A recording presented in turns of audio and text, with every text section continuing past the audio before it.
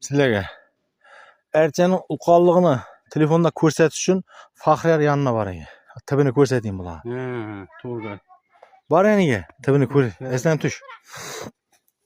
Erçenin ulug'ligini tasavvur qilinadi. Yanına yaqinlash Faxriyar.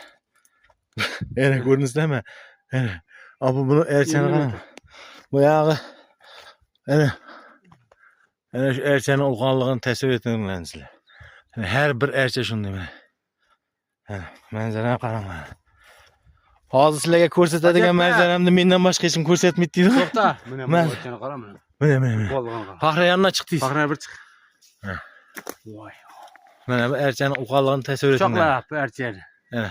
Erchani quchoqlab qo'lini yemaydi degan. Endi qara, erchani qaranglar Uch odam kerak Faxriyga o'xshagan. Bu yetish uchun. Multfilmda o'qib qolding yana. Faxriy multfilmda o'qib qolding yanında oğlum. Bajakbar. To'xta. Mana buni ham shunday ekan, buni qara. Opa, buni qara. Hamma shunday. Ularni qarasam bo'ynim oldim. Pesdan chiqib turibdi. Ko'zim o'yni. Mana suvning rangini qarasang. Bu menimcha o'ldim deganda 10 metr borsa. Ey, nima deyapsan? Bu cho'nqir bu. Bu chuqur 10 metrdan. Bu jarlik to'lib turibdi-da.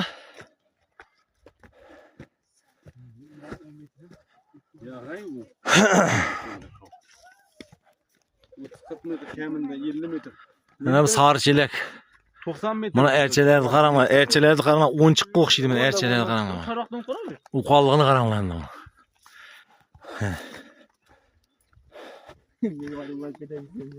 Hey. O'zim ko'raman buni. Ercha. Sen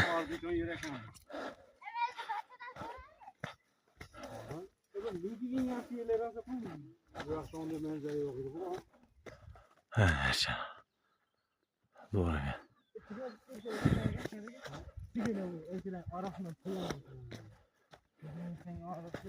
Bence de dahşetli.